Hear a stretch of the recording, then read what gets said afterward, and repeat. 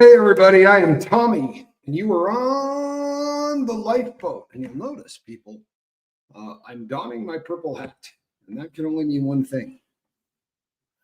We're going to be talking about the diddler. Galen, good to see you. Chase the Heat's here. Johnny Scoble, what's happening, Johnny? Debbie Blair, glad you're here. Juana Love, Jane Aldrich, Lacey Silver, Orange what? Axolots? Let's get right to it. All right, let's get to it. We're going to do that. Brittany Barry, good to see you. Hey, most beautiful eyes on the internet right there. My fiance, Michelle, good to see you. How are you? Sharon Clark, how are you? Blue Waters, Kim, Subi, Goosebumps, amazing music. Shannon Clark, Layla, Kathy Bright, Debbie Blair, Ann Brown. Hello. Is that Christine? Good to see you. The Arabian Bard is here. Understand you were on with my brother. Trust but document. Good to see you. Karma Chameleon. Carol Barnhart. Hello, Reese. How are you, baby? I'm glad that you're here. Thank you for stopping by. It means a lot to me. It really does. I love it when you're in the audience. Makes me want to perform better. Giggity. So, Anka, good to see you. Hello from the UK. Well, we're glad you're here. Taylor Miller, glad you're here. Cooter by the Lake, what's happening? They would prefer if we don't talk about this stuff, folks. And that's just the way it is. There's pressure from a lot of different places to shut up. And fortunately, we're not really important enough to be concerned by all of that. And we're going to talk about these people. Hello, honey. How are you? Good to see you. Motherbird is here. Holly Grace, Clea, good to see you. So there's so much going on right now in the Diddyverse and in all of this. That's kind of amazing. There's a lot of stuff going on behind the scenes. Yesterday, we came on here and we talked about what the court just filed. It is really odd the more you look at it. I have a feeling that the court, the prosecution, is doing everything within their power to keep the defense as in the dark as possible. This is nothing unique. This is done in every single case that the federal government prosecutes. They're going to do everything they can to not show their hand to the feds. But there's so much going on behind the scenes, and I don't think the feds are in control of their witness list. For instance, a new lawsuit just came out. You guys probably are aware of it. It is from one of Diddy's previous assistants. And this man tells stories you wouldn't believe, and he's got some audio of Diddy ordering up Cialis and a bunch of Xanax. In the filing, by the way, yesterday, they said that he was in possession of psilocin, I believe, because they also make reference to magic mushrooms. The drug is called psilocybin, psilocybe cubensis. But it isn't, I don't know what the hell that is, unless it's some form of it, because it's being now quoted everywhere. Rolling Stone has just done a new article.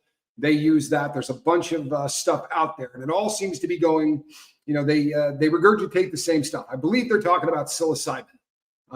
There was also reference made, allegedly, this guy said that there's a sex worker that has been interviewed by Rolling Stone magazine. And this is a problem in a big way for the Diddy camp, right? Now, Diddy, of course, maintains his innocence, says he doesn't do all of this stuff and that it's all consensual. The trouble is that in order for that to fly, all of these people that were flown in, these male workers, right? If those people were ever to reinforce any of the stuff that the other people are saying about Diddy and what he's done, then there's a problem, right? Because what they're saying is, you're going to bring in these sex workers who are going to say, I had a great time. We do this all the time. Yeah, he pays a couple of bucks for the travel or whatever, but this is just a bunch of consulting adults having a good time. There was massive consent, and Cassie was into it, right? There's video, blah, blah, blah. But this guy is painting a completely different picture than that. This guy is saying that Diddy, everything was very ritualistic, the guy alleges. And he says that Diddy used to walk out of the room while Cassie was having to perform with these workers. And then he would crawl back in on the floor to see what they were doing, or he would check mirrors. He said the guy was just creepy as hell. And he's sitting there thinking to himself, and he's quoted as saying, this is your girlfriend, man. What the hell are you doing? But he also said that he was given substances, right? Not told about it, but given substances. Now, if that kind of alleged stuff, that if he was given chemicals and all of this is going to reinforce a narrative that the feds are already pushing. There are three victims in this now, right? We know that after yesterday's filings, they listed 3 people. I promise you, they've interviewed hundreds. I promise you that hundreds of women and men and boys have all told their stories. They're going forward with 3 women. And the reason they are is because what they are alleging absolutely 100% revolves around these freak-offs. And by the way, they've amended now to say that freak-offs come in a couple of different varieties. The normal freak-off is the one that we've been talking about now since probably August and somewhere in there. And in these freak-offs, allegedly, you had Diddy, you had whoever his girl was at the time, and then a bevy of male sex workers, sometimes several at a time. Also, all of these substances at these wild king nights, there might not be sex workers brought in. In some of these cases, it was just Diddy and another woman. But that, again, took several days. Again, had to be set up. In fact, you want to hear something that came out that I find fascinating? When the diddler got hemmed up in the lobby of the hotel, guess what he had waiting upstairs? Smart audience. What do you think was going on upstairs when they hemmed Diddy in the lobby? Because allegedly he was getting ready to go meet a girl upstairs. They were celebrating her birthday. And the room had been prepared, or as he says, made ready for the sexy. Again, he denies all this stuff. Right? Allegedly. There's an awful lot going on as well currently with the court system. One of the biggest things that Diddy has got in the works, because most of what's in the works, blah, blah, blah. If you want to be really honest, it's just legal haranguing and maneuvering. But he might have some traction on trying to get some of the evidence suppressed that they got in the raid that they did on the MDC Brooklyn back in late October. This is all centering around how exactly they decided they were going to go in and take a look around Diddy's crib, right? His prison crib. Because if this was planned, that's a problem, because they claim it wasn't, right? The prosecution says that this had been planned months ahead of time. That can be documented. But halfway through the raid, allegedly, according to the defense, halfway through the raid, a phone call was made where they said, we're not going to search the east side. The west side is taking a lot longer than we thought it was going to, and we're probably not going to get over to the east side. Diddy's camp alleges that they then said, nah, get over to that side, right? That's what they're alluding to, is that this was an orchestrated hit to get in there. Now, you're going to hear a lot in the future about the prosecution is going to talk about an investigator, Investigator 1. Now, Investigator 1 is the person that contacted the prosecutor's office and said, hey, Diddy's doing some stuff you guys might want to know about. Now, the defense is saying they've had him listening to all of the legal calls. They've had him eavesdropping on all of his communications between the attorneys and Diddy. And I'll tell you something, people, if that is a fact, it is a freaking problem, a big one. It's the kind of problem that gets real serious results.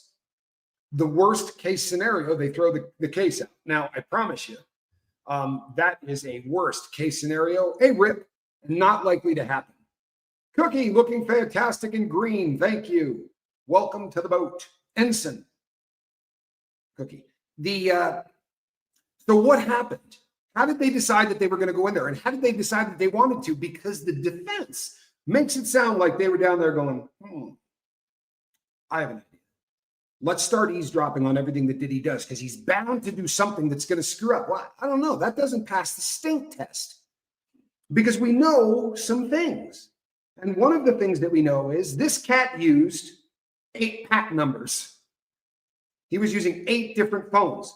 Well, Investigator 1, whoever that is, was listening to those phone calls. Now, I'm here to tell you, as I have told you so many times in the past, Casper has told you, inmates of all sizes and shapes have told you, in the feds, they're listening to your phone calls, all of them.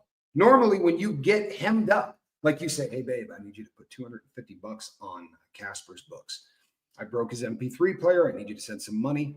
I normally wouldn't get through the phone call before they would come down and just go, come on, come with us.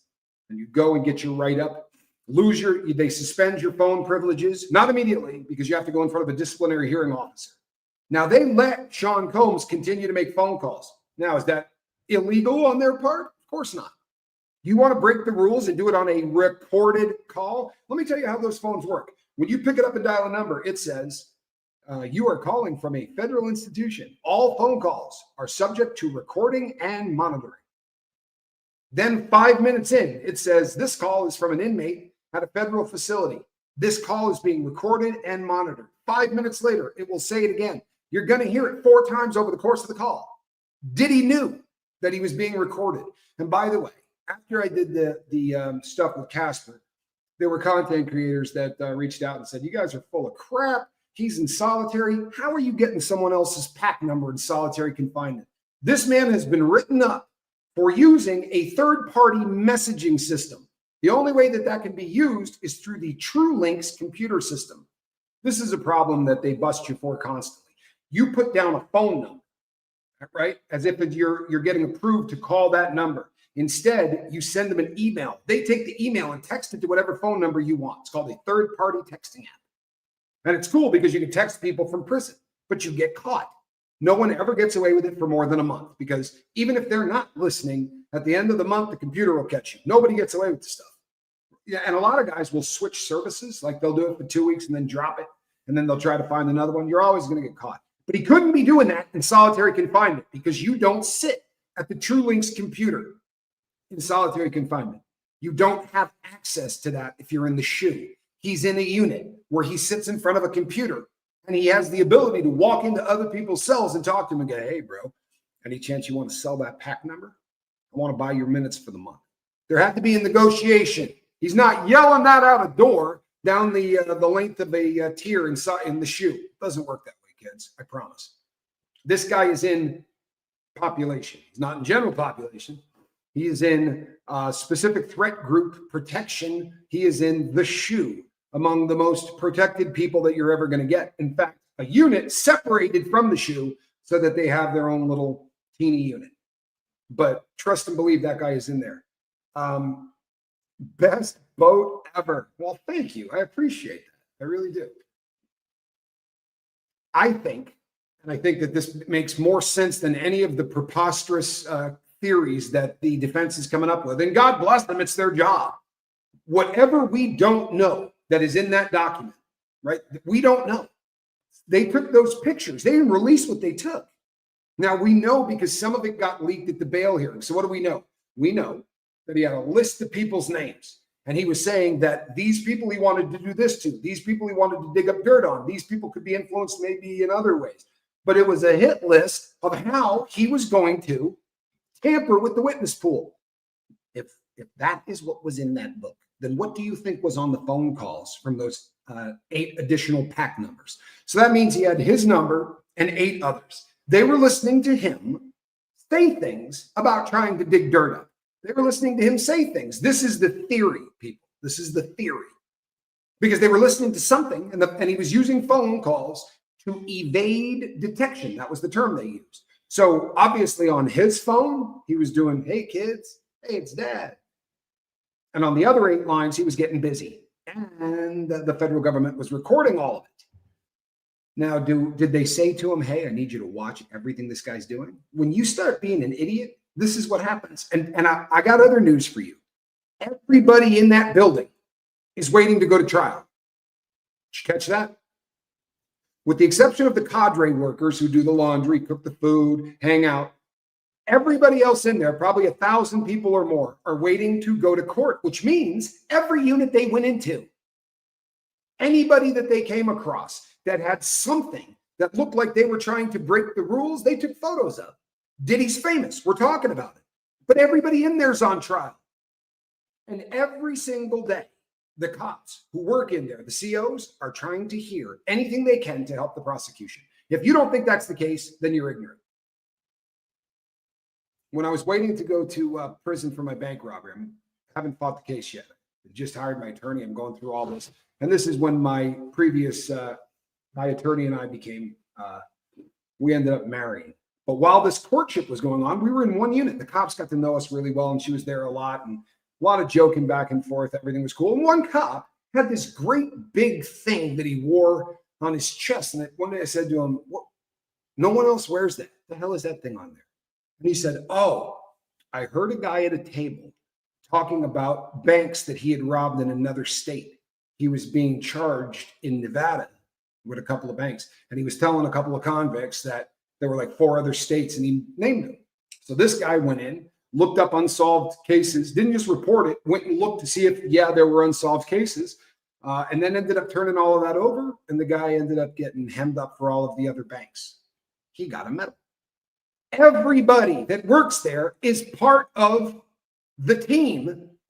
I'm sorry, but that's the way it is. Now, you can protect yourself from the team if you're right on the top of your stuff. Legal. In fact, you can't have pornographic material in prison. It's gone. Can't have a dirty magazine. They're in there. There are dirty magazines that have been in there for decades. Right? Girls still have hair. But they've been in there for decades. And guys, the reason that they haven't been found is because they put it into a manila envelope and they write legal on the outside of it. And they get cops that literally do not open that. They'll shake it, they'll bend it. Now, most cops that I have come across open up your legal mail. They will usually do it in front of you. So they'll toss the cell and they go through everything, and then they'll go, "All right, come in here." And they bring you back in and they go, "Is your legal stuff?" "Yeah." Just going to open it up and see that there's no blades in it, no dope in it, no, nothing like that. They're not reading it. In fact, they will usually put it with the writing away from them, and they'll fan the thing out and shake it to see if strips of Suboxone or anything falls out of there. Razor blades, tattoo needles, any of the things that guys try to hide from the cops. But this isn't.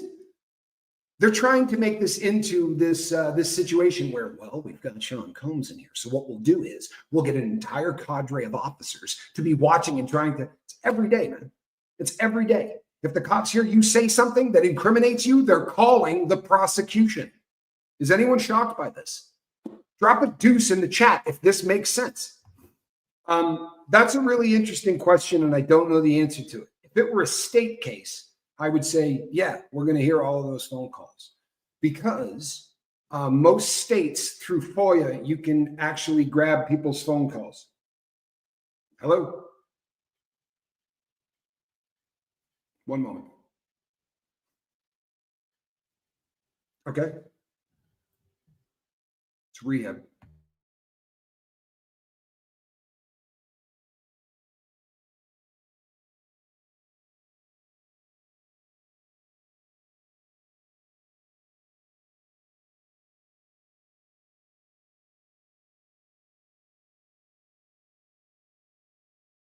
Sorry, folks, but I got a few people that are in rehabilitation facilities that phone in, and it's, with all due respect, way more important than Sean Combs. So in the state, you can FOIA all of this stuff. The federal government is really weird about its possession of everything. You know what I mean? It's a little bit more difficult. So I don't know the answer to that. If I had to guess, I'd say that we probably will not. I don't think that we will. But his assistant is, there are some messages that he left for his assistant that are starting to come out. His assistant's a death sentence to him. If the prosecution has not interviewed this guy, they're sure as hell going to, because his lawsuit is bombshell stuff. And if you take him and you take the gentleman that was just interviewed by Rolling Stone magazine, who claims to be a SMEX worker and allegedly had got paid between $2,000 and $5,000 to show up at these things and sleep with Diddy's girlfriends while Diddy masturbated in the court, right? Who cares, says Ryan. Well, thank you. I'm glad you're here. Let's talk about who cares. We are, in 2025, talking about something that has been going on for 70 plus years. The music industry, since its inception, has allowed the people at the top to humiliate, to assault, to harass, to do anything they want, because the position of power and the ability to say to someone, your dreams come true and yours don't, often leads to somebody saying, if you really want that dream, you're going to have to take your pants off. Now, you might not care, right? There's a lot of people that don't, truthfully. And they look away and they wait for the next story. But what we got here is an opportunity. For the first time in my lifetime, people are standing up. Yep. And so now you're hour. Yeah, Ryan, I don't know what the hell you're saying. Who cares? Yeah, you're a douche. Again, do me a favor. Got a wrench? Get rid of this man so I don't have to see his idiocy again. It's people like our friend Ryan here that is the reason that this continues to go on. The reason that this is allowed to happen. And you know what? These people are victims. If you think that Cassie Ventura won the lottery because she got $35 million allegedly, or $30 million or whatever, can you imagine having to be SA'd for a decade? That's what, $3 million a year to be SA'd at someone's discretion and desire whenever they want. And if they couldn't keep it up long enough to really hurt you, they brought a bang-o-matic sex machine to give you the business. This isn't sex. This is abuse of the most vicious kind that you can possibly imagine. It's not just, I mean, I've had my ass kicked. We've talked about it on here so many times. I had my hands handcuffed above my head, and I had cops treat me like a heavy bag in a gym for hours, right? Until I couldn't move my arms. I was black and blue from both sides down. They kicked the crap out of me. But the whole time they're doing it, you still have dignity. You do, whether you believe it or not. It's the kinds of assaults that these people endure that steal your dignity. And they make you question why that took place. You know how many people, just in the last documentary, the woman that she went, I thought I was the only one. And I've been saying this forever. And the reason is not because I am wildly insightful. I've met a ton of Jane Does now, right? I was fortunate to meet them in the Danny Masterson case. But in every time I've met a Jane Doe, that has been a recurring theme. If they had known from the beginning that this was being done to everybody, then they come forward out of the desire to protect women they've never met from enduring the things that they endured. Who cares? Says Ryan.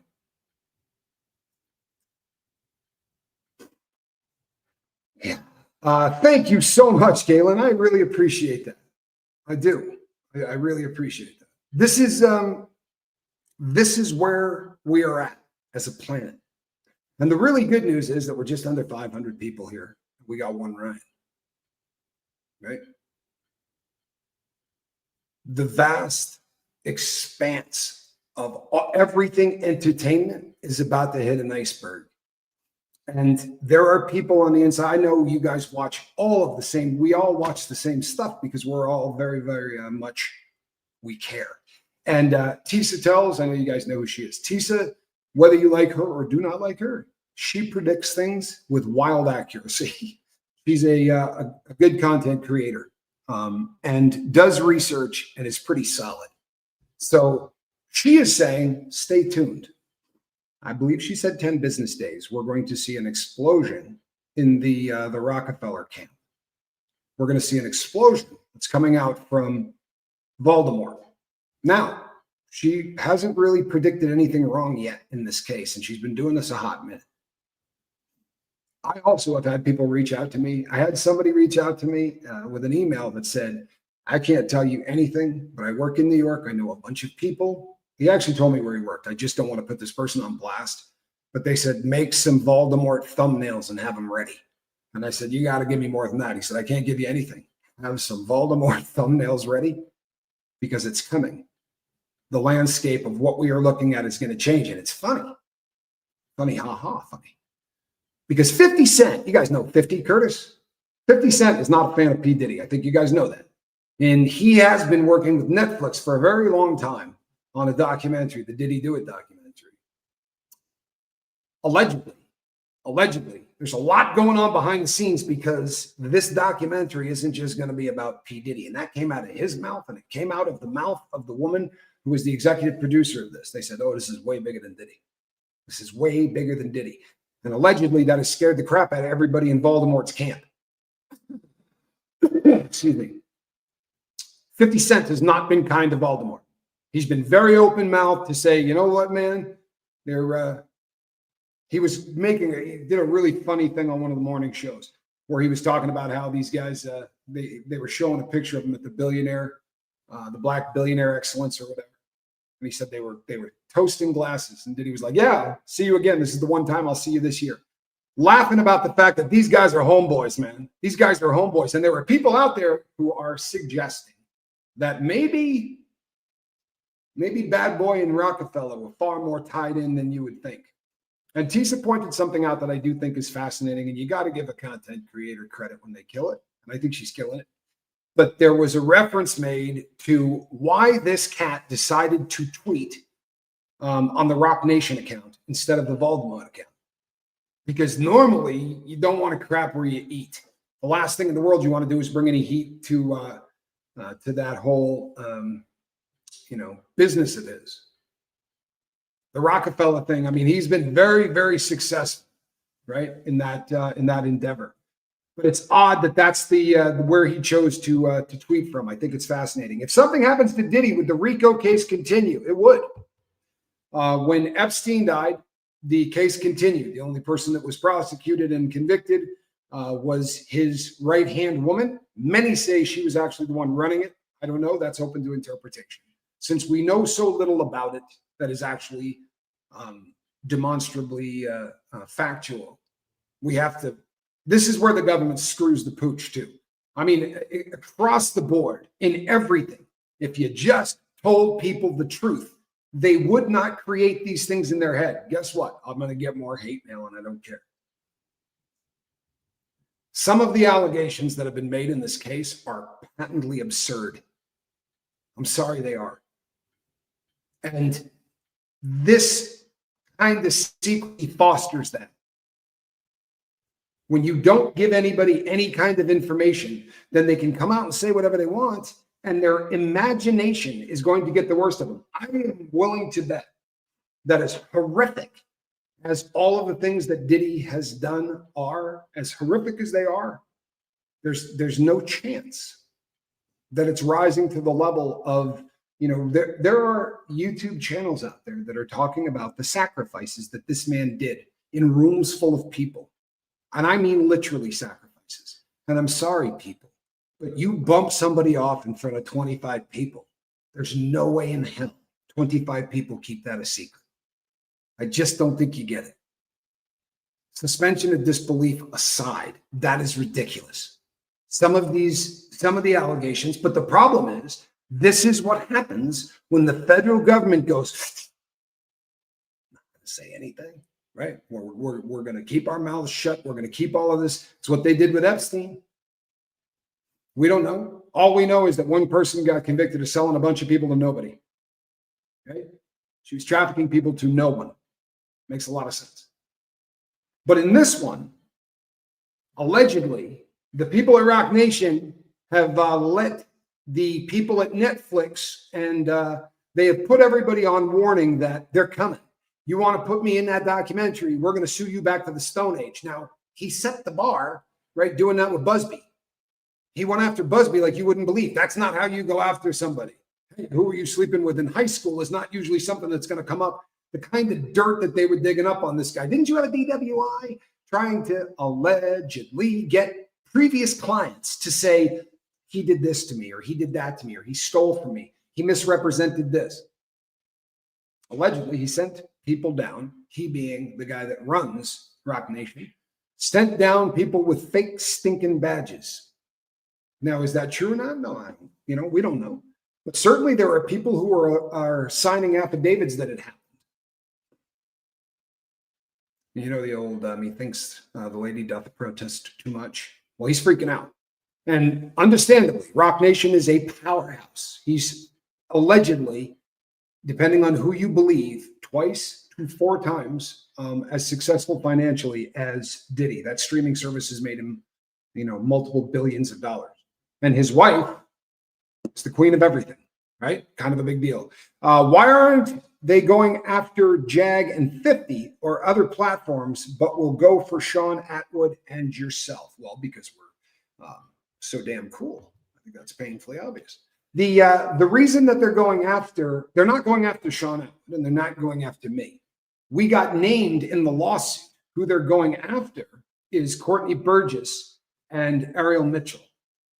And he's going after Courtney Burgess and Ariel Mitchell, in my opinion, because he has told his attorney, Ms. Wolf, that what Courtney Burgess is saying absolutely is a lie. That is my theory on this.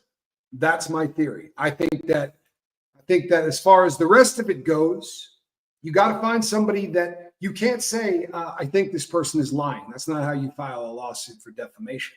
You have to know the person is lying. Why hasn't he filed on anybody else? Because Diddy knows what that guy has or does not have. That's my opinion.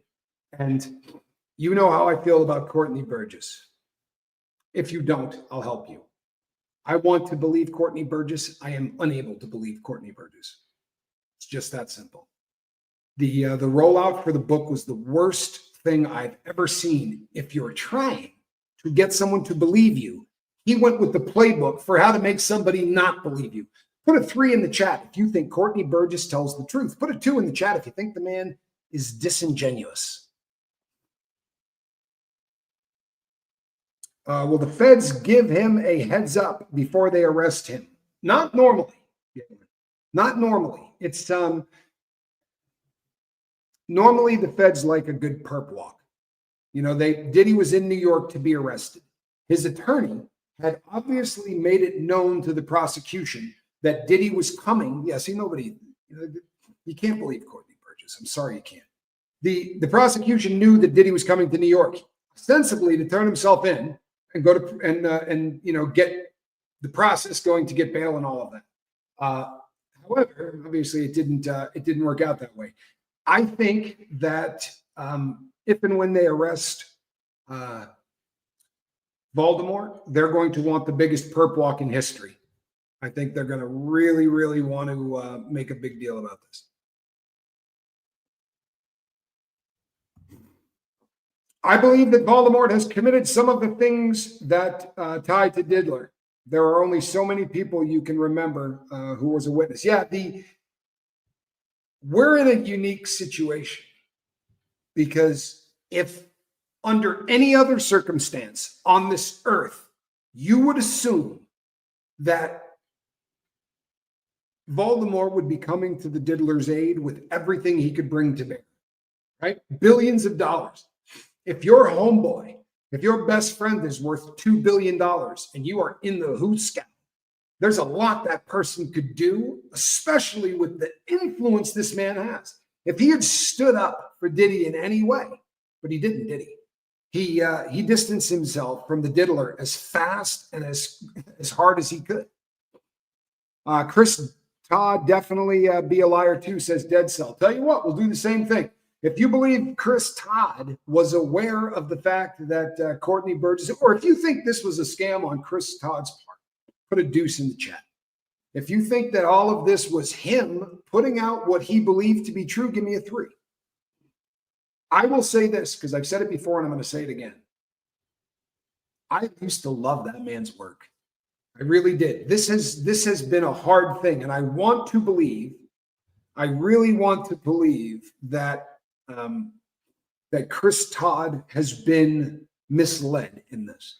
I'd like to believe that he didn't put this out with the knowledge that it wasn't real, because I don't believe it's real anymore. I'm sorry, I don't. It doesn't make any sense to me. It really does not make any sense to me.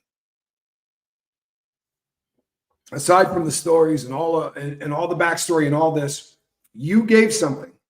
Because if anything bad happens to me, I need this to get somewhere. I'm going to give this to somebody I've never met. Because that just makes a lot of sense, right? You know, I have these friends and I trust them really well, but there's this dude out there named Courtney, and apparently he's a music producer or something like that. I'm going to give it to him. He's got a good reputation. Does that make any sense? I mean, honestly, to hear that, it's just one of those things that make you go, what? Is the Keefe D case about Tupac going to be linked to Diddy too? Now he has implicated him, even though his story too has changed. My take on the Tupac Shakur murder. I've watched every documentary. I have deep dived that as much as you can without saying I'm going to take the next 2 weeks to deep dive it. I've not done that. But I've watched a lot of people that have done stuff on this that I respect. And I will say this. Yes, in answer to your question, he is going to be so much a part of this. Whether that's legit or not, if you're a criminal, a career criminal, this guy just got charged in court last week for an assault inside the jail. By the way, no play. They will prosecute you for getting into a fist fight in jail in Nevada. Plain and simple. They got tired of all of the butt kickings that went on inside their county jails. So whether you're in Clark County or you're up north, if you get in a fight in the jail, they're going to book you, they're going to charge you, and you are going to get another case. And it usually carries a 1 to 4 year sentence. The only exception to that rule is if you're a federal inmate. I was walking back there at the tunnel that connects the two parts of the prison. So you walk through this tunnel alone. They send you from one place to another. It's about a quarter of a mile walk, but you're in a tunnel that's locked in. You can't do anything. There's cameras every 20 feet or whatever. And I got to a door to walk through, and there was a guy already waiting there. And the dude called me Kevin, or I don't remember what name it was, but he called me a name that wasn't mine, right? And then started swinging at me. And I was like, yo, bro, you got the wrong dude. And I'm backing up, and he says the name again, and he just kept swinging at me. So I fought him because that's what you do if someone is swinging at you in a jail. And I did okay, right? It was a fairly decent showing on my part. And he, who was in the unit across from me, and you could see him through the glass, they were walking up to serve him the papers about an hour after the fight. And I said to my friend, they're going to come in here and serve me next, man. I'm going to be looking at 4 years. And he goes, oh, no, you're a federal inmate.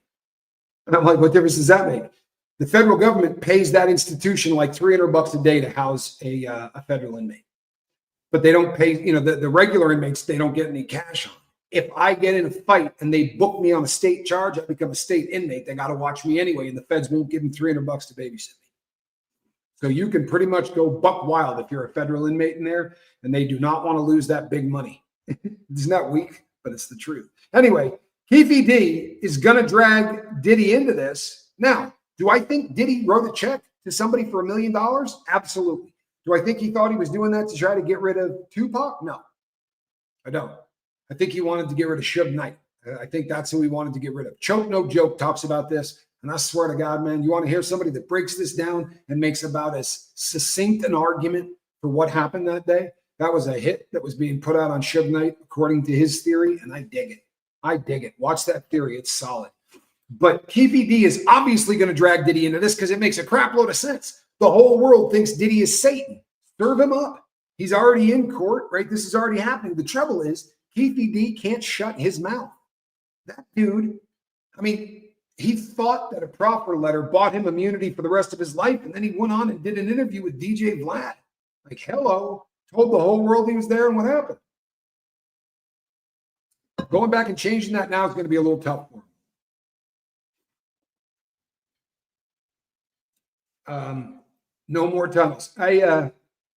People, I'm not trying to get anybody angry at me about the tunnels. I believe that there are victims that found themselves at one time or another in a tunnel. I don't think these tunnels are a network that goes under the entire state of California. I don't believe that that there's a Starbucks in the tunnel. I don't believe that. I'm sorry, though. It does not pass the smell test. And if it turns out that I'm wrong, I will absolutely say, you know what, I was wrong. But there are things that when I come and talk to you guys, I talk to you as a dude that spent his life, a lot of it as a criminal. And I hung out with criminals. I committed crime. That's what I did. And I did it for the vast portion of my life. Since that time, getting sober and working with people and all that, starting to do true crime again, I tend to bring that perspective.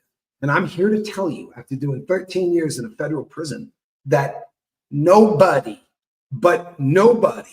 is safe from being told on. 85% of the people that are in prison got a 5K1 in the feds. 85%. 100 guys, 15 of them held their mud. 85% said, oh, I'll cut a deal. I'll tell you about this guy, and this guy. And I'd have done it in a New York minute. You hear that? I'd have done it. Problem is, the crimes I did tend to be done alone. I didn't have accomplices. But I guarantee you I would have done it. They put so much pressure on you that there's not really an option.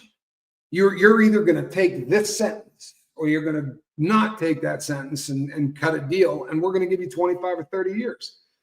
No, man, everybody deals. So when you start talking about these tunnels, so the person that works in that Starbucks in that tunnel has to work there for the rest of their lives. If you fire that person, you're going to have to kill them. I mean, you let them watch kids being trafficked in a tunnel. That person needs to be bumped off. You can't possibly let them go and work at another Starbucks, right? If you're now the barista that used to work at the tunnel Starbucks, I don't think you're going to get a job at the mall. Do you understand why this is a hard one? Now, give a person enough ketamine, give a person enough GHB, smack them around a little bit, SA them, put them through the worst trauma in their life. And maybe they were in a tunnel at some point, and maybe they found themselves in the back of a Starbucks. But I know we want to believe the victims, and I am going to believe all of them until I'm told otherwise. But there's things that don't pass the smell test, people. And I'm not buying a Starbucks in a tunnel. It's just it's a struggle for me. And I know that Hollywood is bad. I know this. But not every single actor in Hollywood, right, is a pedo. It's just not the case. There are people out there that are good people. There are people out there that work in that industry that are solid. The problem becomes that it only takes a Weinstein to victimize how many people and to destroy the reputation of an industry and make it so that when you look at every single movie, you're wondering if the actor or the actress had to perform for somebody in order to get the part. I love your style, Tommy. So informed, articulate, and intelligent. Wow. Highest respect. Scotland loves you. Oh, I love that. Thank you so much. This is probably the nicest thing anyone said in a long time. My goodness. I'm almost speechless. It's the hat, isn't it? It's hard not to like the Diddy hat. It really is. It's hard not to like the Diddy hat. So I'm not trying to fight with any of the people that said that because, again, I've done mountains of drugs. And I know that there are times when those substances, especially if you throw in a little trauma, I've told the story on here many times, but I was in a horrific car wreck when I was in college. We rolled a car a bunch of times, and it was a Datsun B210. It was not a very big car. That night, to this day, when I reassemble that night in my head, so there was 4 hours of stuff to remember. I remember about an hour and 15 minutes of it. And it's not, I remember portions of it. And then when my brain reassembles it, that whole night took an hour. And as I recount it back to people, it's a bizarre phenomenon. I don't know if it's ever happened to you, but there was so much that happened that night I can't tell you about. I was there. I was conscious, but I did a bunch of drugs. And then when the car accident happened, my friend Vinny, took 11 stitches over his eye, which is not a huge cut. It's that long. It's no big deal. But when you get cut anywhere here, you just leak. So we're in a car wreck with glass everywhere, and people are crawling out of this wreck. It's upside down, and he is just like a horror film. He's covered. He's got a white T-shirt on, and he is just blood from the top of his head to his feet. And in the midst of phenobarbital, a bunch of blow, of course, smack, because that's ubiquitous, and a little bit of psilocybin. That night gets turned into this horrific nightmare of snippets of information. So I can wholeheartedly believe that people have assembled things in their head to believe stuff. I'm not basing it on people making this stuff up wholesale, but it doesn't check out. And that's just my opinion. You don't have to believe it. Do you know anything about the victim that came forward who was drugged, hogtied, AR'd multiple times, was vomiting and screaming in pain? He made sold a videotape that came out yesterday. No, I do not know, and I have not heard about that. If there's a link to it, send it to me. He made and sold the video. Came out yesterday. No, I have not heard that. But the allegations that these videotapes were sold on the market, I've heard that from 3 different individuals, right? Just the same way you can, by going and watching different people who have been interviewed. But it does seem very odd to me. Oh, are you talking about Misha? If you're talking about Misha, we've had some problems with Misha. Hold on one second. You know, an underground Starbucks that's very public. Well, you know, and that's the kind of thing. You get whacked out enough, right? And all of these memories start getting put together. I know you're sick of hearing me say it, but take 20 pieces of a puzzle, right? A 20-piece puzzle. Take 6 pieces out and then jumble the thing back up and shake the crap out of it. No picture. Now take it back out and try to put it back together. And that is what often happens when you start to put some of the substances into this equation. One of the new people that has just come out in a lawsuit has said that Diddy would do so much dope that he would be literally unconscious for half an hour at a whack. He was too high to move. And the guy specifically mentioned ketamine, that Diddy would snort enough ketamine. And the phenomenon we've talked about on this channel multiple times is called K-hole.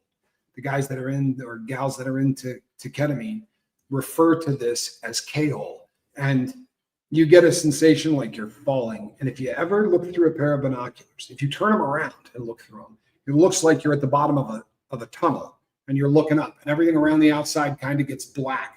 Well, that is the phenomenon that happens when you do too much ketamine. So apparently, you know, allegedly, Diddy was very into ketamine. He was very into mushrooms. These are all disassociative drugs, which is prone to very serious problems.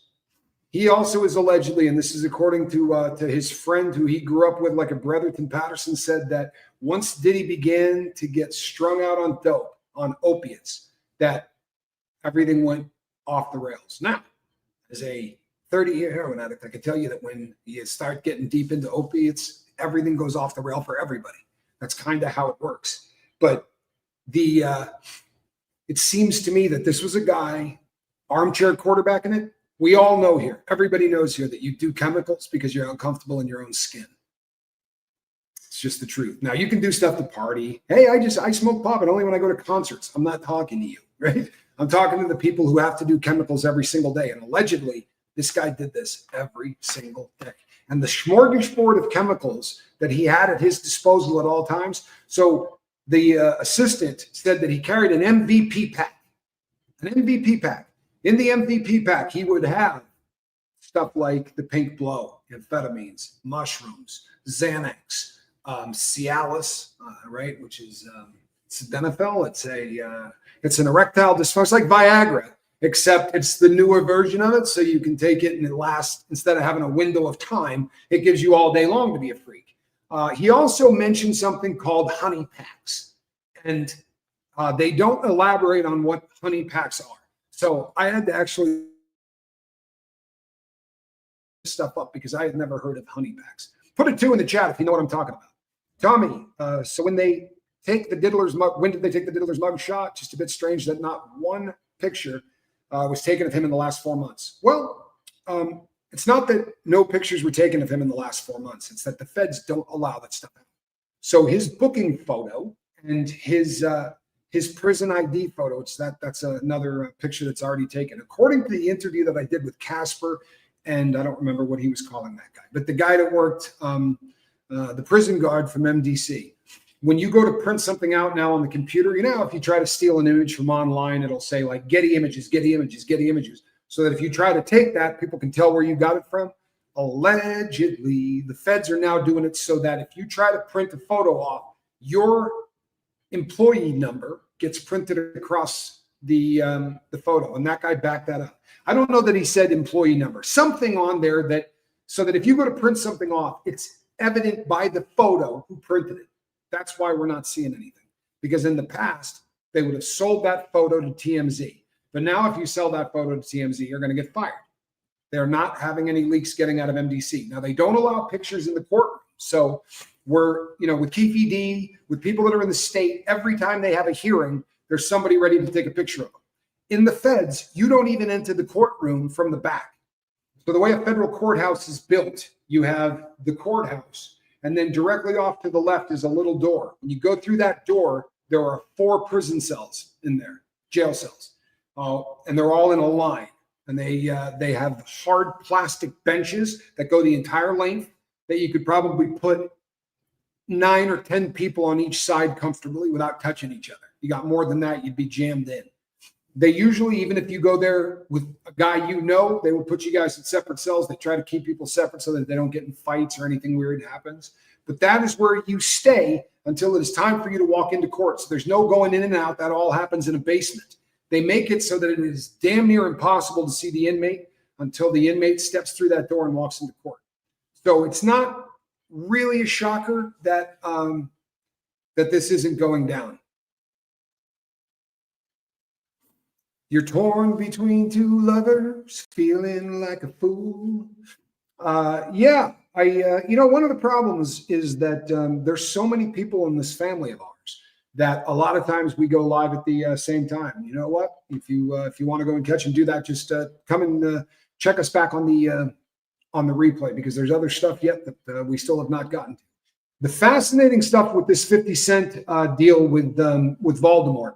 Allegedly, if this is really happening, then behind the scenes, there's all kinds of haranguing trying to shut down 50 Cent, trying to get this documentary to where it's not going to be going.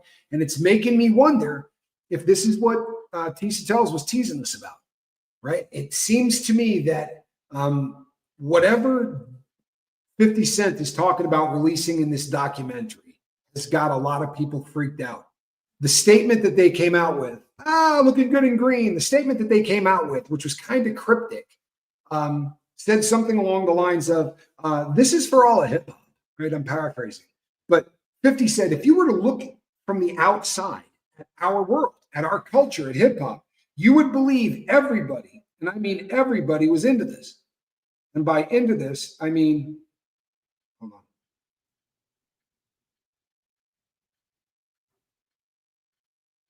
Here's a good one. I just got a message that said your account was accessed from Mumbai. Click here to save your account, or something along those lines. Hey back. Good to see you. Glad you're back. I know that there were allegations in the past. There have been more than one woman that claims to have been tied up. So I'm not sure if this is a rehash that you were asking me about. But I will check into that, I promise. There was a girl early on that said she was tied up and assaulted by a security guard in Diddy as well, it was alleged. But I'm not sure if that is the same one. I think there might have been a pool table involved in that one, if I'm not mistaken. But I could be, so don't. Alleged, right? By the way, all these guys are innocent until proven guilty, including Voldemort. But I think that the legal maneuverings and the haranguing that Voldemort has been doing, gripping on with everything he's got to try to keep this from exploding, I think it's about to happen. I think Tease is probably right on the money. And I think a lot of other people kind of get that feeling. This is the sort of the calm before the storm. And I think, as crazy as this sounds, I think that this is either going to happen right at or right after the Super Bowl. I'm hoping it happens before the Super Bowl. But this is a fascinating thing. Imagine having billions of dollars. So my girl and I have been, Relatable Reese and I have been absolutely attacked of late by a whole bunch of trolls that are trying to take the channel down. And we lost, I don't know, three or 400 subscribers or something like that. Imagine if those people had $2 billion and they wanted to do that to me. Think about it. Imagine if you had $2,000 million or $2,800 million, which is allegedly about what this guy has laying around. There are people who claim he's got $4. We'll go with the low number and say he's got $2.8 billion. You got any idea the campaign that person can wage against somebody? Well, I don't know. Maybe they could just grab 5 people or 7 people or whatever, give them fake police badges, and send them down to talk to anybody that's ever been on the lifeboat, had a private conversation, right? Ask for help, anything like that. That's what's going on, allegedly, with Rock Nation. Now, the problem becomes your focus has been on this Busby guy, and it's become a freaking war, right? We're all waiting to see what the next filing is in this, and they're going at it back and forth between each other for real. Like, this isn't any joke. What happens when 2 more lawyers come in? The idea, obviously is, I'm going to scare the crap out of any other attorney that thinks for one hot second I'm going to let him take a shot at me or Rock Nation, allegedly. Right? This is what I believe is happening. I believe that Sean Carter has said, I can't allow this to happen. I can't allow it to get momentum, because if you are guilty of what you are accused of, let's just say that Jaguar Wright is right again, and that this guy's actually just as bad as the diddler. If that's a fact, then right now he's thinking to himself, that one might tell, that one could, that one definitely could, maybe this one. All of that's circling in your dome. All of that's going around. You're thinking of all of the people that you did dirty like this. And you got to make sure that no matter what freaking happens, that they don't all develop a little backbone. Because we saw what happened once the diddler got hemmed up. It's hard to remember now because this has been going on for so long. But right after Cassie Ventura filed her lawsuit, a couple of other lawsuits, 3, I believe, dropped almost within a week or 2 afterwards. But what happened when they locked that fool up was incredible. Once people believed he wasn't the threat, once they believed he wasn't on the street to start sending people their way or to do this or to do that, Voldemort cannot for a second afford for the people that he has victimized, if he has, right? He's denied this. But if he's victimized people, he can't allow them to get the backbone that seemed to come together all at once with Diddy. We have talked about this. People feel a lot safer if they are coming in with 5 other people who are accusing the same thing. There's safety in numbers. You don't feel like the scrutiny and the hate and all of that is going to be focused just at you. Okay? It's going to be focused on a lot of other people as well, and that does bring more people out. I think we're going to see some pretty wild stuff, folks. I really do. And then let's talk about Justin Bieber. Hey, Shell, let me start by saying this. I am a fan of Justin Bieber. You hear me? I'm a Bieber fan.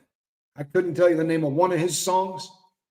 I don't know anything the guy's ever recorded. I don't know if he's ever been in a film. I don't know anything about this cat's professional life. And to be really honest, I don't know a whole lot about his personal life. I bet I know about as much as all of you do. But I know that he was in New York the other day, and that he wasn't with his wife, and that he has shaved his head, and he's got a look.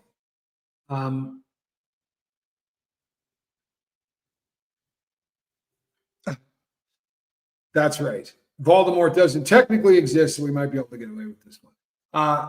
Is the Jay-Z case ongoing? Is it criminal or civil? And is it only the one charge? As of this moment, Voldemort has only been charged, or it has not been charged, I'm sorry, has only been sued once. And that is the case of a 13-year-old girl who alleges that after the VMA Video Music Awards celebration around 2000, although there's some diciness to exactly what year it might have been, but in the early 2000s, that she went to one of these. A limo driver that she went up to got her to a party where she encountered Diddy and Voldemort. She was given a drink. She went into a room. She laid down. It's a very similar story. We've heard it a bunch.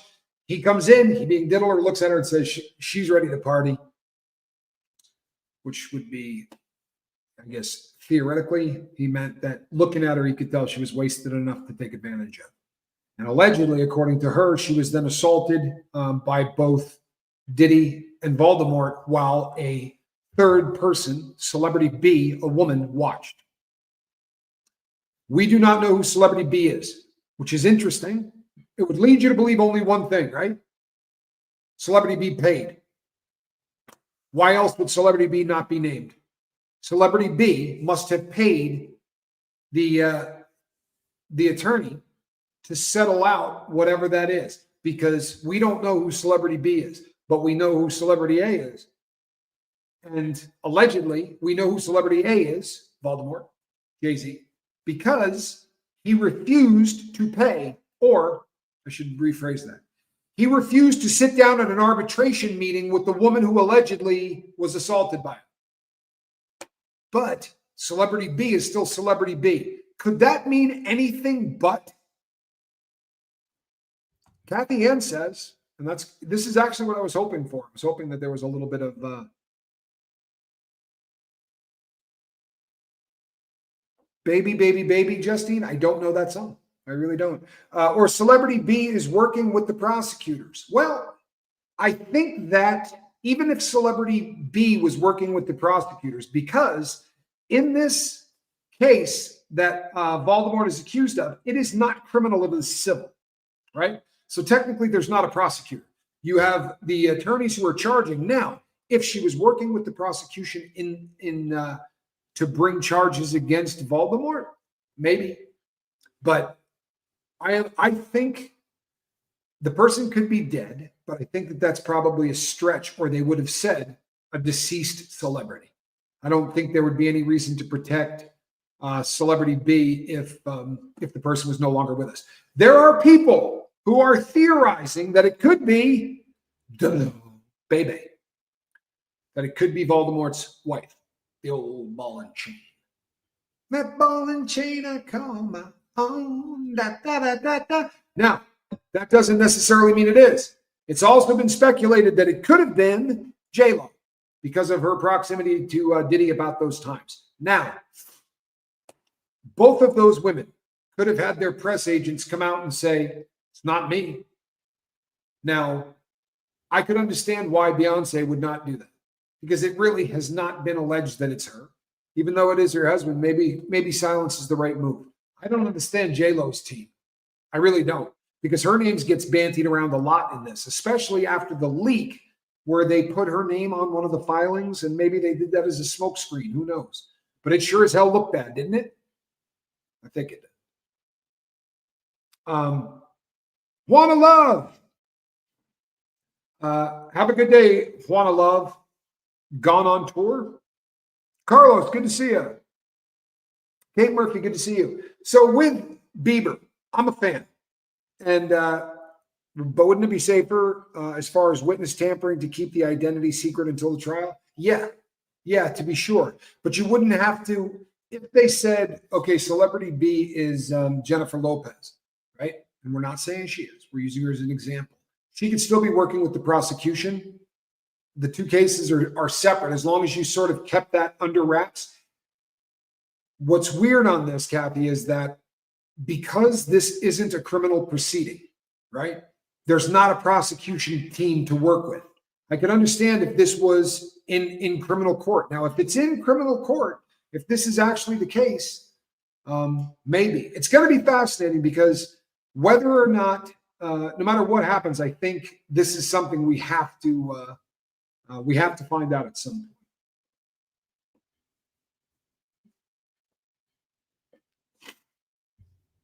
This is an interesting question, isn't it? And when it explodes, meaning Hollywood, then what? No more high-paid actors in the world and just the B-listers? At least they got clean hands. Rest Hollywood, pay minimum wage, and the wildfire compliance reminders. You know something? I don't think that this is necessarily as funny as it sounds. There's a lot of people right now that hate Hollywood. There's a lot of people. Put a 1 in the chat if you're tired of it. Put a 1 in the chat if you are tired of Hollywood. If you're tired of knowing what these people do and what they get away with. And we're expected to just go, it's Hollywood, right? I mean, if 911 gets called and when 911 goes out to the house, I'm naked playing the bongos with some friends, all wasted on weed, I'm going to get arrested. But if that happens to an actor, right? If that happens to an actor, well, he's just kind of unique that way anyway, man. You know what I mean? He's just unique. Charlie Muffins, there he is. What's happening? Good to see you, Charlie. Always a pleasure. Charlie's kind of a rock star around here, people. Not sure if you knew that. That is subscriber number 1, folks. Speaking of subscriber number 1, tomorrow morning on a channel called After the Bars, 9 a.m. Mountain Standard Time. That would be 8 o'clock on the West Coast. I will be hosting a morning show with Casper. We are going to be doing the inaugural first show on After the Bars. Really hope you're there. So the Diddler thing, the Justin Bieber thing, there's a lot of rumors going on about he and his wife, about how They're on the skids. It's got to be so hard, man. I mean, my girlfriend, my fiance is a content creator. And there are people that do everything they can all the time to get the two of us into situations. People text and go, oh, you know what Reese just said on her channel? There's always somebody trying to stir the pot. Once again, imagine multiplying that by the pressure that these people, by the way, it doesn't work. I love my fiance. But imagine the pressure on somebody like Bieber. He's not just married to a beautiful young woman, and he is, but that is a Baldwin, right? She was Haley Baldwin before she was Haley Bieber. And a lot of weird stuff going on in the family and all that, allegedly. But Bieber has shaved his head. And all of the images of him in New York, he looks miserable. And sadly, that seems to be a recurring theme. We don't know, by the way. We don't. Everybody on the internet, everybody assumes Diddy R-worded this kid. And we think it even more because of stories like the one that came out from Courtney Burgess, who said that he's got a zip drive that's got images of Justin Bieber on it, right? He said that. Now, if that's the truth, and he was being straight with everybody, then he handed that over to the authorities, right? Well, then you would think that the superseding indictment would have covered that. So I don't think any of us really know. I don't think any of us really know what happened to Bieber. But I think it's fairly safe to say that it was awful. I think it's fairly safe to say that his memories of youth in this industry are painful. We've watched him weep when he gets questioned about it. And when they bring up other entertainers in the industry, he starts to weep because he would like to protect these people from having to endure what he has endured in the music industry. That's pretty damn sad.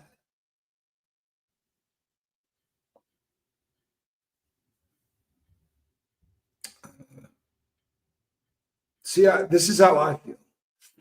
And I've done a couple of shows on it. And, people still reach out to me and say, I had to go and chase this thing. I sent all of the images that I had been looking at to somebody because somebody reached out to me and said Bieber was definitely giving that guy a mouth hug on the dance floor. And I sent over what I had. I sent it over where somebody literally shoots from the side and they were getting a picture together. Everybody was getting the thing together. And Bieber they're standing on two different levels and there's 2.5 feet between them. And even when I was done, the person's response was, well, maybe they're not. This is a person who, even since I did the show, has been pounding that narrative. The kid doesn't need any help. We don't need to be making Bieber's life any worse. Honestly, you can't believe it's worth it for fame. No, you can't. You cannot begin for a second. So that night Biggie got shot. We're watching him. Why didn't they stop it, or was he ousted by them?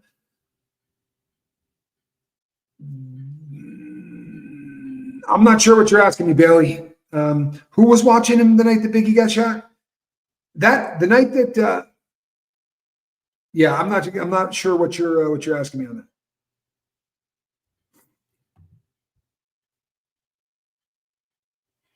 Thank you, Kathy. I will check that out. She said there's some Bieber stuff in there. Aaron Carter is also a kid that we watched this kid die. We did, right? As a society, we left comments when we thought he was huffing, that he was doing that spray. We watched him die. And I don't want to see Justin Bieber die. But I'm here to tell you, as a person that spends a great deal of his time working with people who are addicted to chemicals, when you are using chemicals to run from trauma in your past, it's a ticking time bomb, because each time you do it, the amount that it takes to make the pain go away increases. And you end up pushing that envelope at all times. You're right on the limit of what's going to be deadly. And my thoughts and prayers go out to Justin Bieber.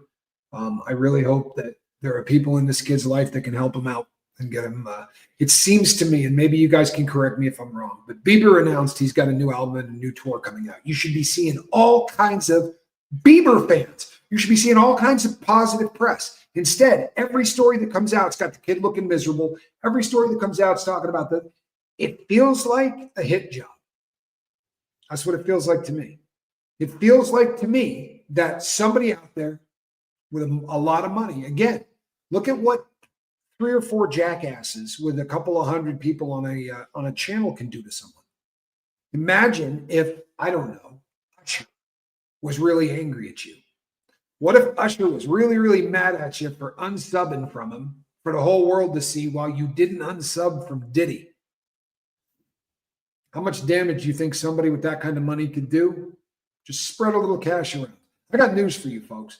If you don't think a YouTuber with 60 or 70,000 subscribers would maybe lean a story one direction or another for a payout, it's happening every day. There are firms that you can hire that will go out and find YouTubers and people on X and all kinds of stuff to try to influence. And it seems like a hit job to me. It seems to me like there hasn't been a positive story about Justin Bieber since I started doing this. That's no joke. Find me one. When has anything positive been said about this kid? They're taking him apart. They have a not so hidden agenda. These people are not people at all. Children are used in rituals for youth. I'm right. Would you want to take that chance? I'm saying, you know something? Look, I don't necessarily think you're wrong. Here's something that I want everybody to understand. I don't get it. And I don't pretend to.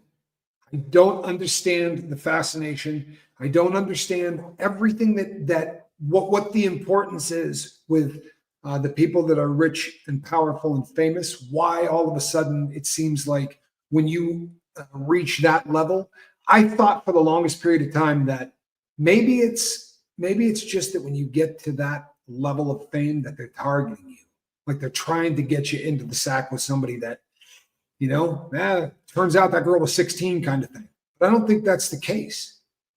I really don't.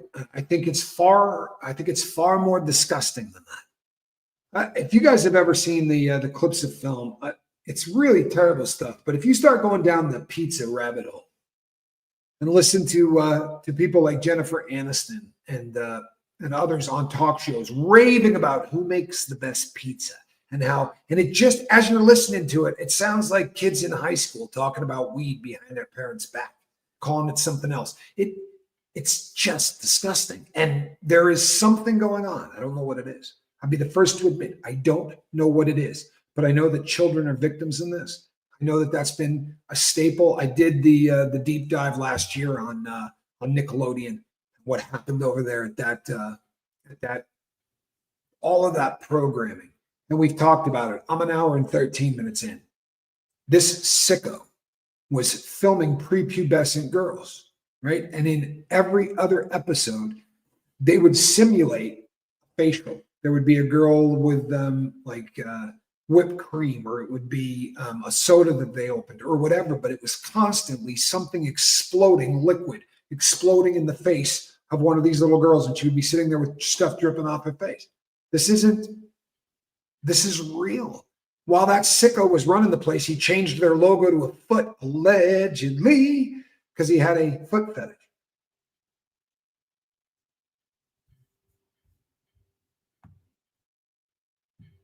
Where's Ryan? Who cares? Huh? Where you at, Ryan?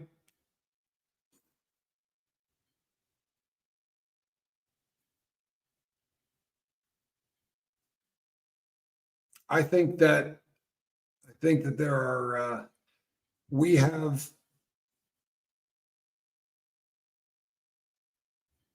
I agree with you. The reason Diddy is the headline is because they can't get this back in the bottle. Diddy, in my humble opinion, everybody hearing that? This is an opinion. But in my humble opinion, Diddy was untouchable until he wasn't. And I think that very much like Epstein, once you know you can't save that person anymore, well, then you may as well put every single thing that you can onto that person.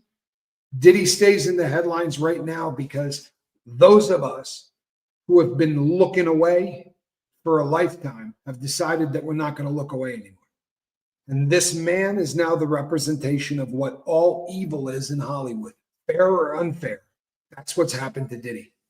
And in large part, I feel like we're seeing a shift to more individuals. I think that we're probably going to see, I think we're probably going to end up seeing other really big names in this. We're not. I do not believe for a second that we're going to see a list of names this long of people that were at these freak-offs that did things. I don't see that happening. Those lists of names have been paying off Busby. That's my opinion. Busby told us he had 120 cases and we were going to be seeing them in the next 30 days. We've seen 35. That might lead you to believe that there's been a lot of people that wrote that fool a check. Whoopee! Good to see you. Just got here. But who remembers the award show Ellen hosted and handed out pizzas all over the crowd? Yeah. On how good it was with the Babylon devil bastard. the Babylon devil bastard. I'm going to go out on a limb and say, I think I know who you're talking about.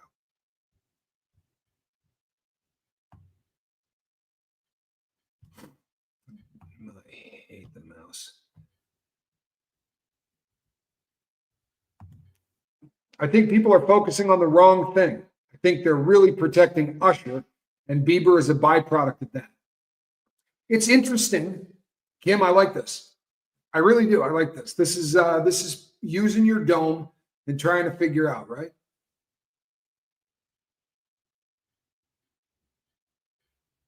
Sorry, 1 second. Yeah, I'm glad that you put debunked in. This is hold 1 second with that thought. Yeah, you should protect it. I think people are focusing on the wrong thing. I think they are really protecting Usher. Bieber's a byproduct. Usher has really come out of this pretty unscathed, and that's kind of fascinating. Gene Deal has been super open about the fact that this fool was there all the time. He has talked about him going to the hospital to get stitches allegedly in his backside from whatever, sex that got too rough. And that this allegedly took place when he was a kid. And then he tells a lot of other stuff that's just, I mean, nothing that's really over the top, just cuckold kind of stories. You know, stuff about Usher was very much involved, according to Gene Deal, in Diddy's love life, so to speak. It was all open and out in the open and everything that was going on, and Usher was there for all of that crap. That's what Gene Deal talks about. It's also said that when Sean Combs doubled over his girlfriend by punching her in the stomach at that restaurant in LA, Usher was there for that one. That hero do anything about it?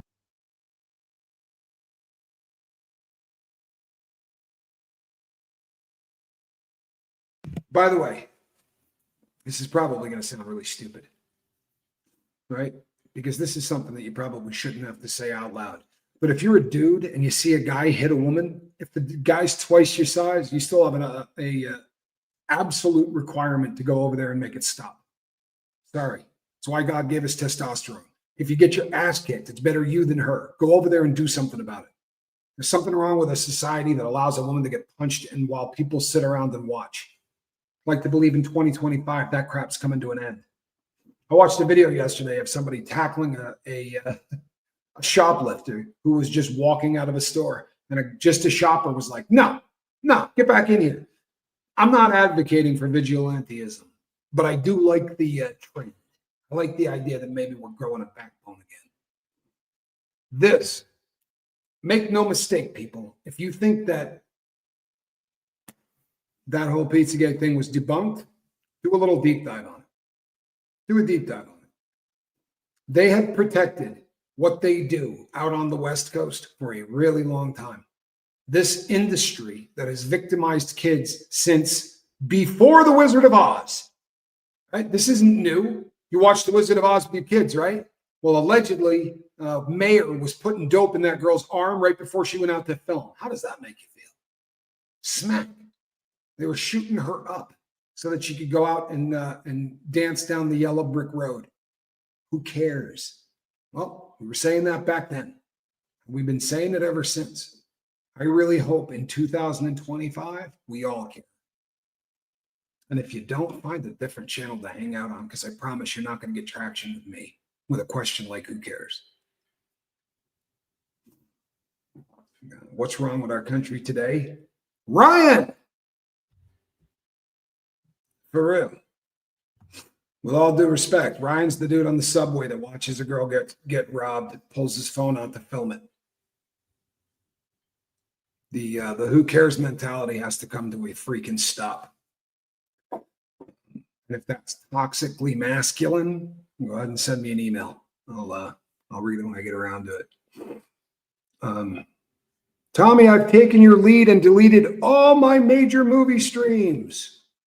Can't even watch TV anymore. You, Atwood, and Reese are all I need. Haven't checked out Johnny yet, but will. Love, Katy Perry. You know what? Katy Perry is, I'm telling you, it is a very, very different thing. They are not like other cats. They are absolutely different. The Maine Coon cat is not like any kitten I've ever seen. They develop much. Everything takes longer. You know, they grow for like 3.5 years. So it's just different. And Katy Perry is, what a funny cat. I mean, she'll high five you. I don't know if you saw the video. I don't know if Johnny posted it yet.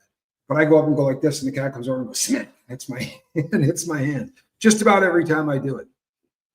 Hey, look at that. Yes, bring back masculinity. Well, how about that? It's nice to know that that there's a couple of other people that might believe that. Absolutely. Absolutely. It's important to remember, to paraphrase Sigmund Freud, some pizza is just pizza. No question. And I agree with you 100%. And believe it or not, Cooter by the Lake, that's my default setting. So when somebody sent me a clip and said, it's Jennifer Aniston talking to,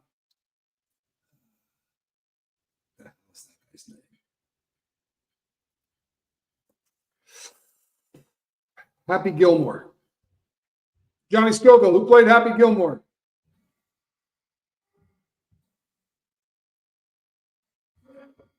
Adam Sandler. The conversation was taking place between Adam Sandler and Jennifer Aniston, who, in case you're keeping score, I have not slept with. The two of them are talking, and the conversation moves to pizza. Just go watch it and tell me if on that particular day pizza was just pizza, because it's just creepy. It's over the top. And the first time I saw it, honestly, I didn't immediately think of CP or kids or any of that stuff. That wasn't my first thought. But my first thought definitely was, they're not talking about pizza. Whatever the hell they're talking about, that's a representation of something. And maybe it's group sex, or maybe it's the guy, maybe that's what they call weed and they grow it or whatever. Who knows? But whatever it was on that particular occasion, they want to talk about pizza. Apparently, Busby has receipts on the allegations against Sleazy.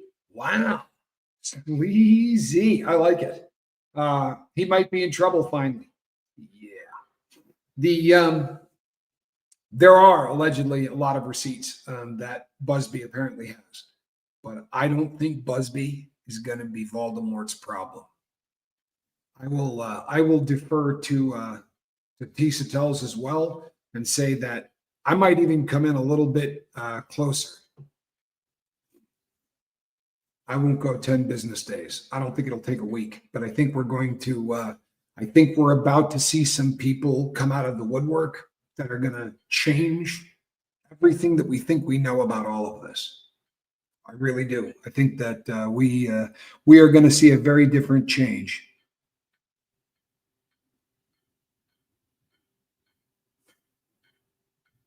Oh, wow. Well, there's a interesting take. Moy Freestyle Life says, modern women don't deserve chivalry. Also, chivalry only exists outside feminism. Feminism is strong and independent, so let them solve their own problems. Okay. I think I'm lucky. My girl loves men. She likes masculine. She likes the fact that I'm a dude. I'm blessed to beat hell with my girl. Will the Enterprise letter that's supposed to drop identify all these witnesses and victims? Now, here's the thing, Bill. This is a great question, and it's the question. And I'm going to be really honest with you. I don't know what we're going to get, because yesterday's superseding indictment spells out the enterprise of what they say. Honestly, like what I read yesterday, if you go back and listen to it, they are describing the enterprise. What they did not do is give us names. We did learn a lot. If you read between the lines on that indictment, we learned some things. We learned that he didn't just abuse strangers or whatever. They make a point of saying that this kind of sexual abuse and other things happen to employees. I promise you, that's not just tossed in there. That's tossed in there because there's going to be a witness that's going to go in there who's going to be an employee, right? These little things that you pick up along the way. They changed the substances that allegedly Combs was in possession of with the intent to distribute.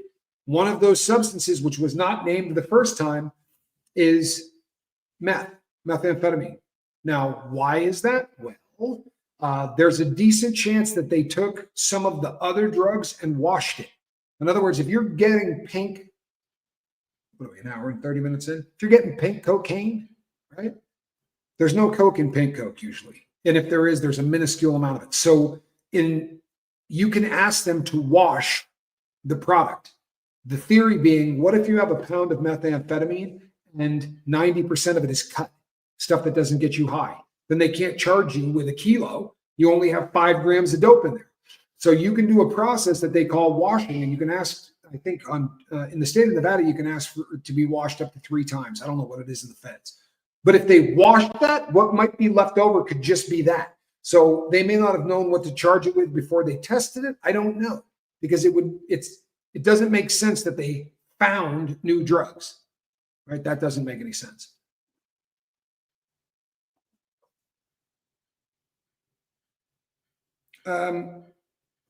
Moy Freestyle Life says, as a man, technically you don't owe anyone anything, let alone a female. I disagree. And I love you, so don't be mad at me, but I 100% disagree. Just wholeheartedly. And I always will. I blew up over like a 9-month period of time. I went from being really small to really big. And I mean, like that. It was overnight. I went from being a kid that was like 5'6", to a guy that was like 6'2". And I went from 170 pounds to like 2.25. And it just changes a lot. And I have found myself on more than one occasion being the biggest kid on the playground. And if by some chance you find yourself the biggest kid on the playground, I think that there is a level of responsibility that comes with that. And being a man, we're built a little bit differently. And if you're watching a woman get beat, your damn responsibility is to stop it. I will always believe that. Maybe it's how I was raised, but I am always going to be the person that says, I owe society that. And you know something? I throw a fairly decent punch, sort of I feel like I'm probably as equipped as the next guy to go in there and do something about it. And I'd like to. And I will always be that. Will Diddy be alive when this case hits? Yeah. He will be alive. They're not going to be able to, if Diddy is not alive, I don't think it will be because he unalived himself. He is an incredibly arrogant man, and I don't think they're going to be able to Epstein him because they Epsteined Epstein. Really, they didn't get away with the Epstein things. I realize that no one has been prosecuted, but there's nobody on earth that believes he took himself out. I mean, you can't find that person. Everybody believes Epstein was Epsteined. In fact, it's a verb now to mean unaliving yourself with assistance, right? That's the word Epstein has come to mean not really doing yourself in, but it looks like you've done yourself in. So I don't think they could get away with bumping him off, right? And I've said this before. I think the only way they could is if he were to pass away from a drug overdose. I don't think anybody would be shocked. The man does have a habit. If he were to get a hold of some fent and the fent took him out, I think that's probably their only play. But I think he's paranoid. According to everybody, he's dropping weight like you wouldn't believe. He's very thin and very gray. So but I do think he will make it to trial.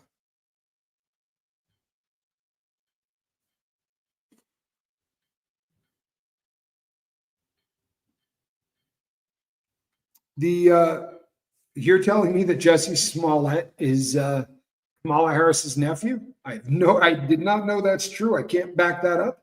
But if that is the case, well, that's somewhat fascinating, isn't it? Hey, Turd Ferguson, good to see you. I hope you're doing well. Now, before I end this, because we're coming up on the hard break here, but before I end this, a couple of things. Number one, of course, all parties are innocent until proven guilty in a court of law. And both of these men have proclaimed their innocence to the rafters. You mean they didn't admit it? It's almost funny that we have to say this. But yeah, the guy, these guys maintain their innocence, and there has been nothing. These guys have not been convicted of any of these crimes as yet. All we have is smoke, and a lot of it. A lot of it. I mean, seriously. I don't remember ever seeing a case that had this much evidence in it, or a mountain of stuff that they have seized. We don't know how much of that is going to turn into evidence, but Google says that they are not related. Okay. Allegedly, Diddy has tunnels within his property. He likes to keep trophies of his victims down there, allegedly. Now, I believe, because I saw it on the, you can actually look it up and look at the property. And when that home was built, there are tunnels under it. It doesn't show that those tunnels go to anywhere, but there are tunnels underneath that house. And what I mean by that is they don't go out like this. They go to a grotto, and then there's like a little, what almost looks like what could have been a swimming pool or something that it's designed almost what looks like a hot tub. And that would go out to a grotto that you could swim to through a tunnel that would be flooded with a certain amount of water or whatever. Other than that, I can't, we're just theorizing. But it has been alleged by people that there is a entire tunnel network that allows underage people, little people, to be moved from one place to another in California. It's also been alleged that is taking place in Florida as well. It has been alleged by at least one individual that there is a Starbucks in one of these tunnels, and that there is also an entrance to the tunnel in LA that goes in and out through a coffee shop. I'm not trying to upset anybody, and I'm certainly not trying to discredit any witnesses. What I will say is that if these things do in fact exist, it is the most amazing thing on earth that we have not had somebody come out and rat, somebody talk. If you just take the statistically speaking, right? Someone's going to get hemmed up for something they shouldn't have done. And most people, when they get in trouble, their first thought is not, boy, how did I screw up this bad? I'm probably not a great person. Very often, the criminal's first thought is, who can I tell on to get out of this? Do I know a crime bigger than the one that I just committed? Is there somebody out there perpetrating crimes bigger than what I'm just committing? So you catch that Starbucks guy with 4 grams of coke, right? After a party, when he gets pulled over for a DUI, he's telling you he works at the Starbucks in a tunnel. I promise. Or there's not one of those people that are working in that tunnel and at the Starbucks or whatever that didn't think, hey, I'm sitting on the biggest book ever written. I take my cell phone, I catch a couple of images of this. We would have to believe that their process of selecting the people that work there is so bulletproof, right? Is so bulletproof that they know these people aren't going to burn out. Because I'm going to tell you something. I rode on an ambulance. I was just an ambulance guy years ago. And it was a great job until the first time I had to work an accident where a kid had been run over by a truck, a garbage truck. And he was a little blonde boy, and Spanky was about 2.5 at the time and blonde. And you know what? I couldn't do it anymore. I went into the office. I told my boss, I'm like, I can't do this, man. I said, I can't. And he said to me, take a couple of days off, go home, do what you do, get drunk, sleep it off. He said, you'll get used to this. And I said, I quit because I don't want to get used to that. I don't want to be a person who could see that and just be used to it. Okay. How do you hire somebody to watch kids get smuggled in a tunnel? and be so sure that they're not going to look at this and go, oh my God, I got to do something. Because I promise you, there are way more people on this planet that want to do something than there are Ryans. You feel me?